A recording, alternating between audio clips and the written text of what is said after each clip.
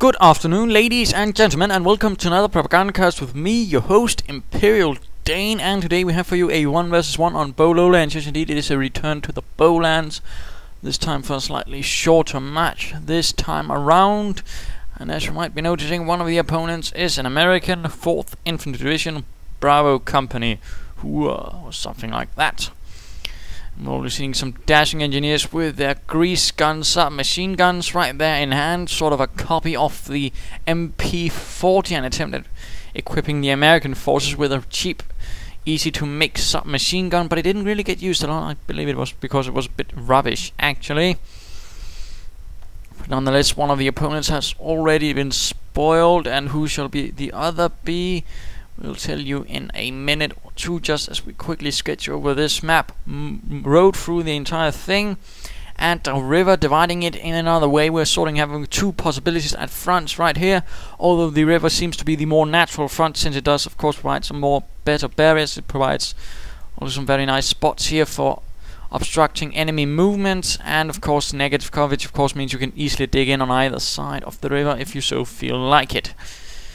And of course fuel is right at the corners alongside some victory points, and strategic points in fact run straight through the center. It's more or less the only points except right here, cutting off these high yield munitions and some medium fuel as well. Anyhow, let's get to it, shall we? And of course the other chap is, well, ImperialDane, ready to fight for the Reich and glory and all that.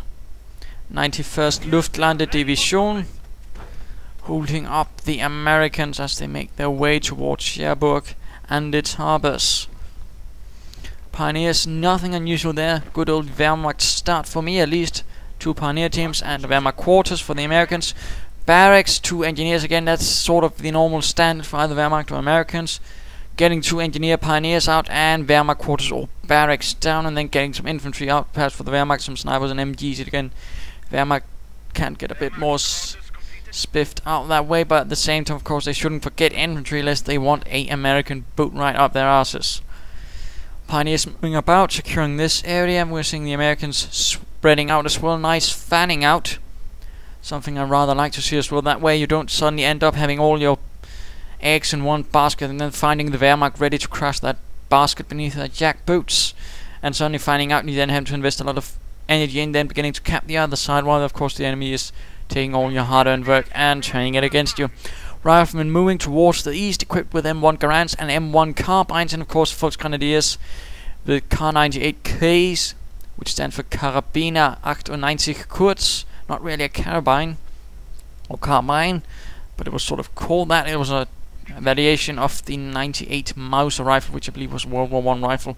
This one can actually contain a small magazine of 5 bullets, and the leader is equipped with a single shot STG Sturmgewehr. And there we go, first engagement, Riflemen versus Volksgrenadiers. Volksgrenadiers having a slight advantage I suppose with cover, and of course being a bit more reactive. The American running about, not standing still to actually engage the Volksgrenadiers here. Interesting move, perhaps not a bad one. Instead going through here using this nice spot of cover and dense woods to avoid their pursuers, but the Volksgrenadiers do not give up. Second Volksgrenadier team is also ready. My goodness, this is already going to heat up a bit. And we look here, crossing the road. Volksgrenadiers quick to get into the ditch. They are first there. In fact, one rifleman drops down, and riflemen suffering another casualty, and another interesting why they moved there and perhaps not into this building. Would have actually provided them nice cover, in fact, against these Volksgrenadiers. Might have given them the chance to hold off this force. Instead they are forced to retreat in the face of larger Volksgrenadiers. 3 riflemen make it out of there, so not a total loss. And what is this? Riflemen engaging from the south, and we are seeing engineers here trying to do a bit of work as well, perhaps some harassment ideas, but Volksgrenadiers cut them off, and these begin capping territory. But the second team shall not be stopped. They shall not be stopped, and the engineers are quickly getting out of there, realizing that Volksgrenadiers are bad for their health. Escaping through the rear, but finding themselves stopped by a fence, and more Volksgrenadiers get out of there, and of course some nice harassment right here by the rifleman team, seizing up this munitions point, and of course cutting me off from this fuel point as well. Good job there, Mr. Wurtog, Hauptmann Wurtog, or Captain Wurtog really. Hauptmann, of course, German for captain. The Americans didn't really use German ranks. And we are hearing some bit of engagement there. Someone screaming to kill those assholes. I do believe it was here. MG42 opening up when these riflemen caught out in the open. In the water. Bullets splashing about. Not killing anyone though, fortunately for the Americans. Volksgrenadiers moving about here, setting up some defensive positions here. Riflemen getting across the open terrain. Sandbags, get ready though. More Volksgrenadiers moving in and get the drop on these riflemen out in the open in negative cover. Riflemen are quick to realize that this is a bad spot to be caught in and quickly retreat. And what is this? A nice maneuver through here. Good job there. And going straight for this strategic cut-off point. Rather heavy harassment from the Americans. Pioneers lowering some engineers into a mine, which is certainly nice and jolly good.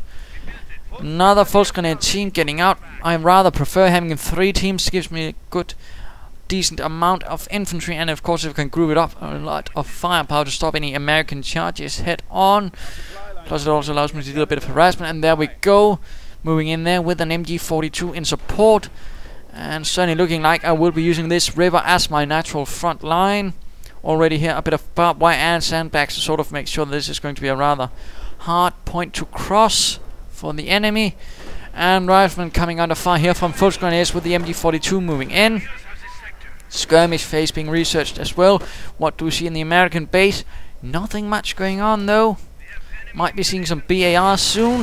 In fact, there we go. Right as the Americans retreat, they also reveal their dirty secret to me. They are getting BARs, which is of course going to make things a lot more difficult, since that means they will have automatic weapons, and all I'll be stuck with is bolt action rifles and a single heavy machine gun, which can't be everywhere. Pioneers forced to retreat straight through the gauntlet of automatic rifles and semi-automatic ones as well.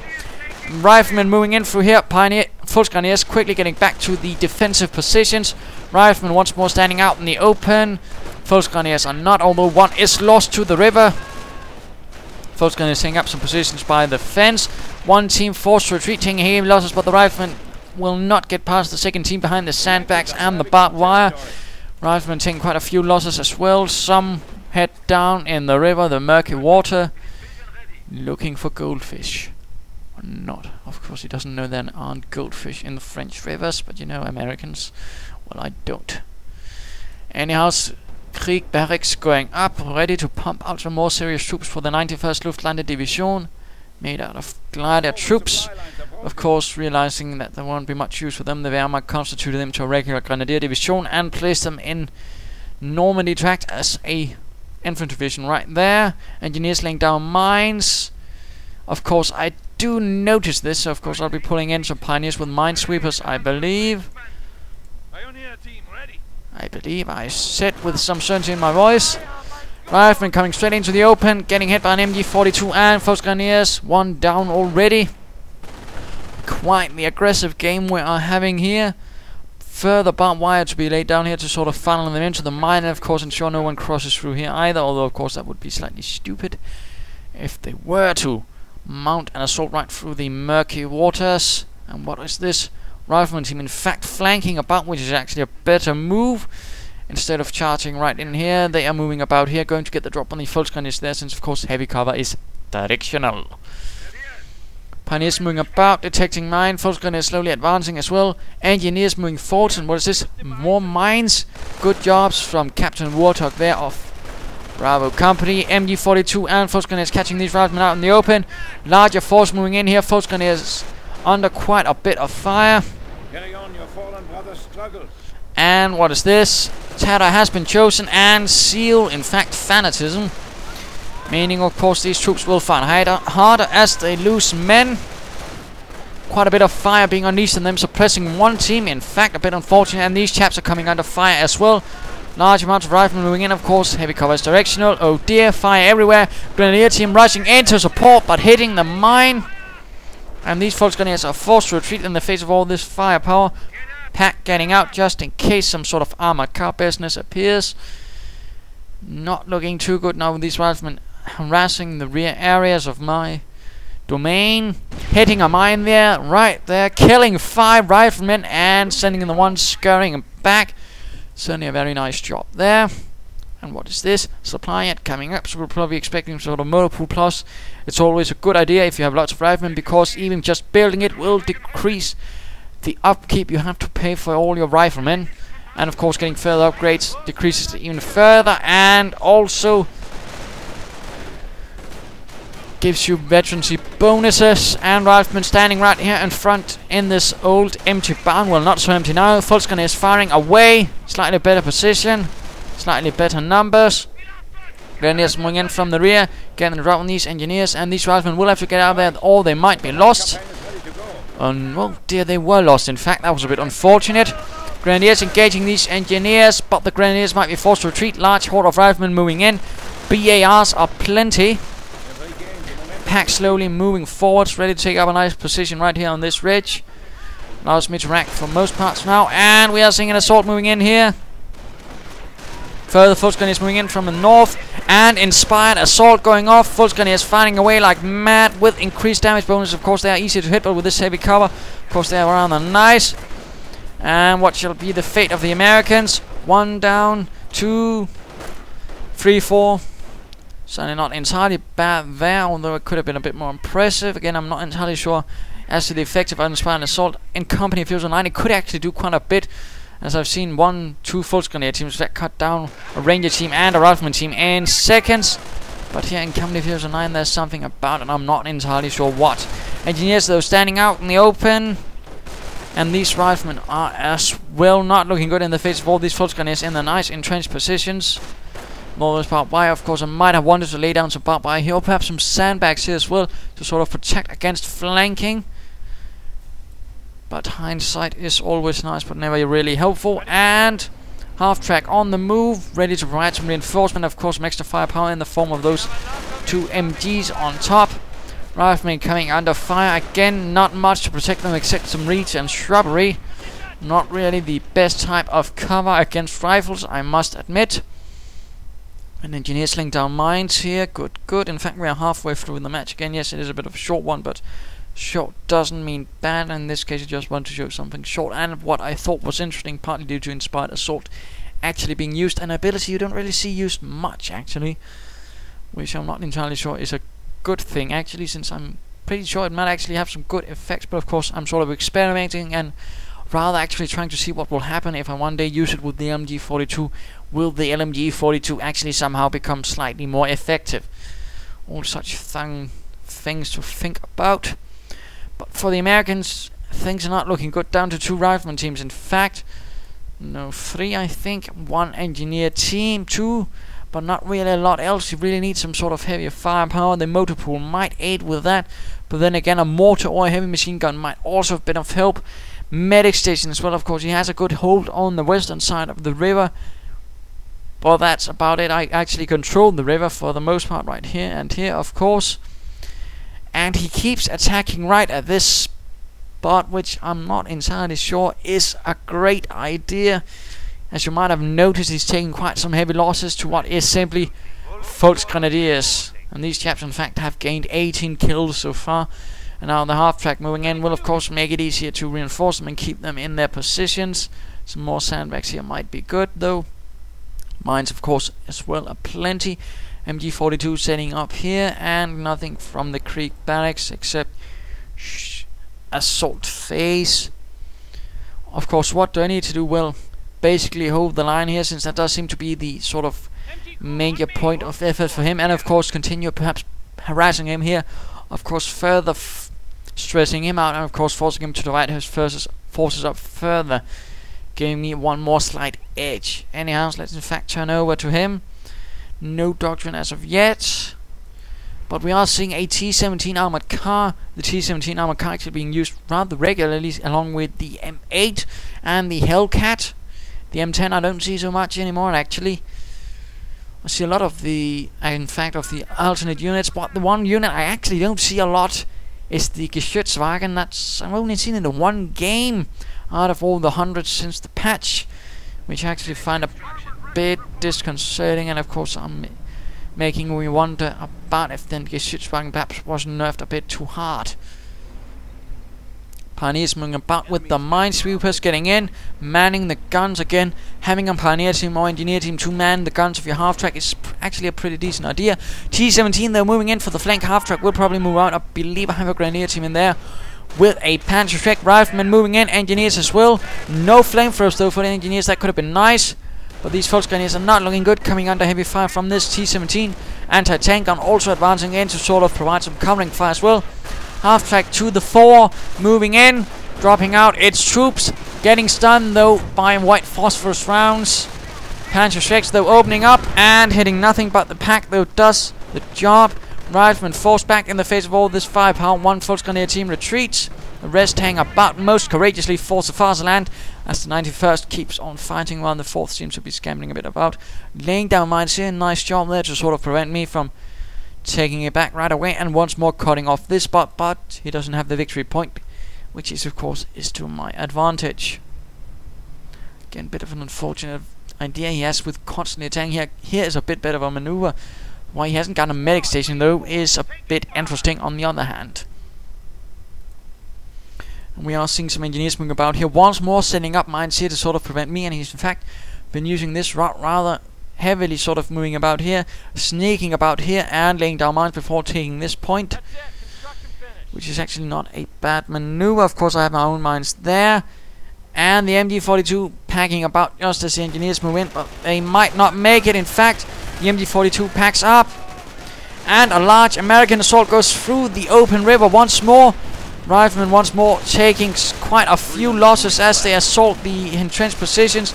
First Grenadier team won the forced retreat, but the Riflemen once more taking some severe losses. Now the half track moves in to clear up the rest.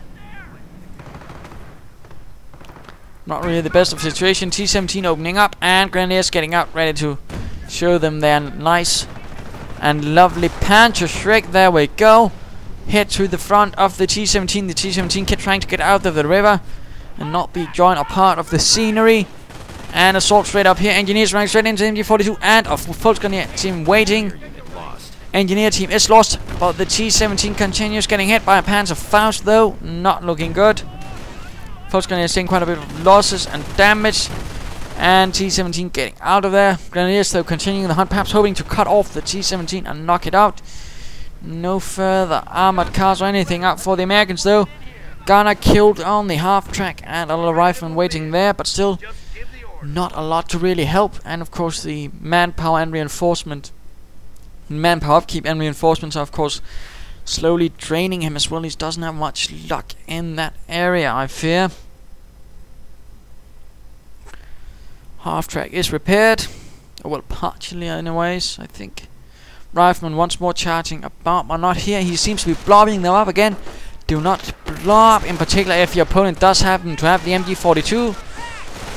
And there we go. Again, note that Riflemen take extra damage considering how close they are. For example, this gives a rather hefty damage bonus, in fact, which is why, for example, one Rifleman was dropped in a second or two.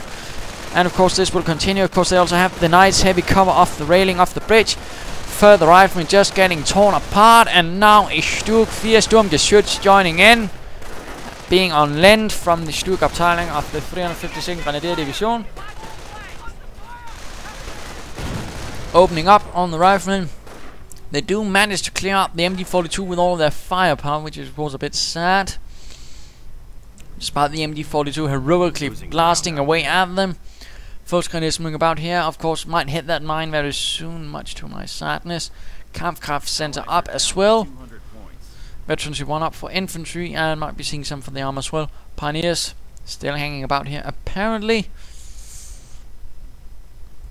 And the T-17 getting a bit repaired and getting ready to move out. And sticky bombs now getting ready for the Americans, but still no doctrinal choice or anything. But an anti-tank gun though is made ready. T-17 moving in here.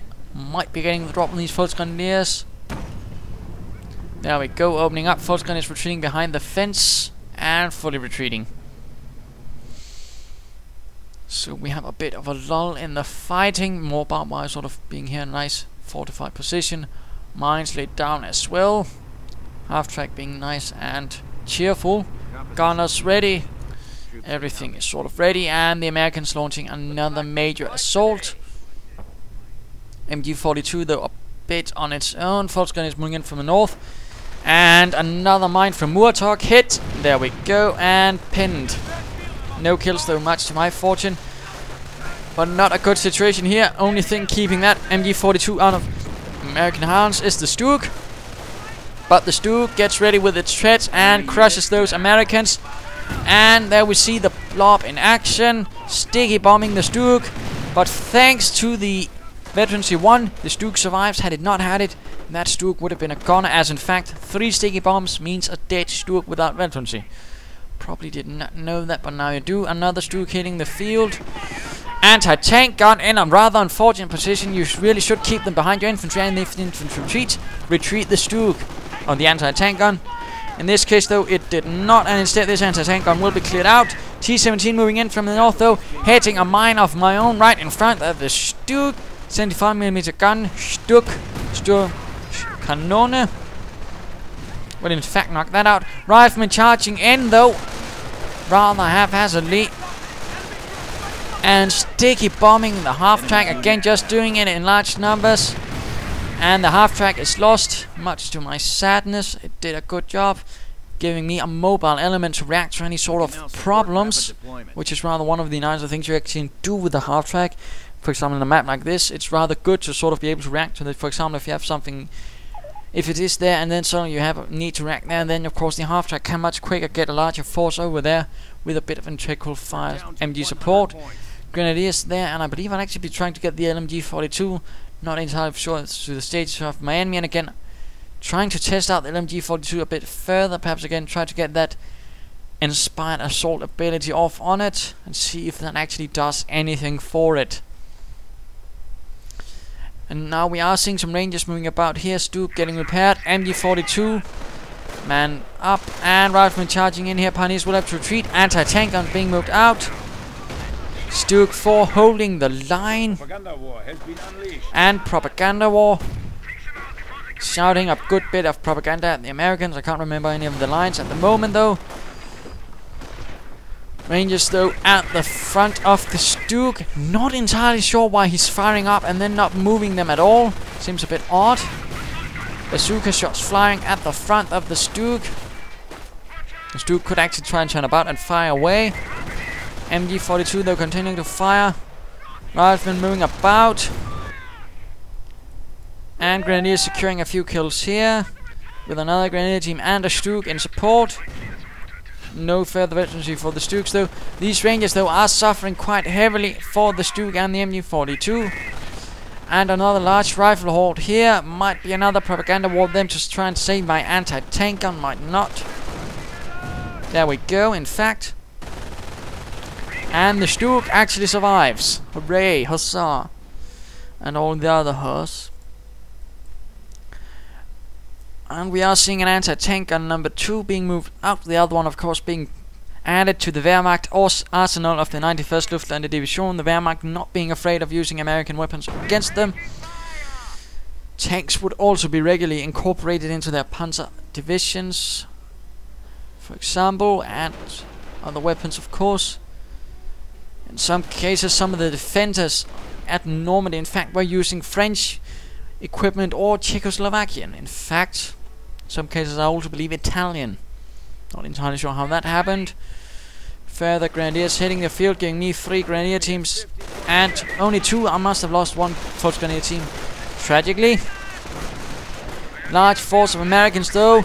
Really a thick blob of them, and the Force Grenadiers holding the line alongside those. That anti-tank gun opening up. And a mortar on the move. My goodness. Force Grenadiers taking quite a few losses though, but the Americans as well.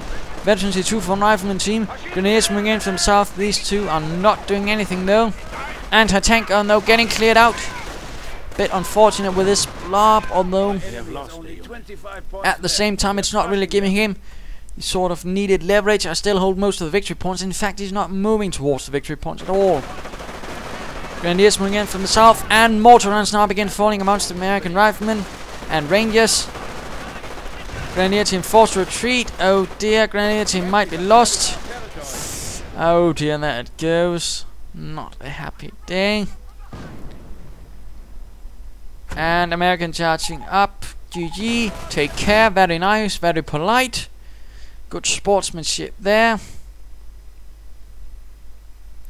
So, what can we learn from this rather short match? And yes, I could perhaps have used it for a sort of another operational, but I thought this would rather stand better on its own. And of course, had some misreading notes again. Blobbing what to do when you're dealing with a large force of American riflemen with BARs. But of course, I hope this sort of showed you what you can do in those cases against those nasty riflemen. So, what can we actually learn from this? Well, blobbing is bad on several perspectives. Of course, MG42s do a lot more damage. In fact, all MGs do more damage against blobs. Keep that in mind. Mines, of course, were also helpful. Of course, trying to move them across negative covers, well, didn't really help him much either. My Volksgrenadiers were in fact able to exact a rather nasty toll on them repeatedly.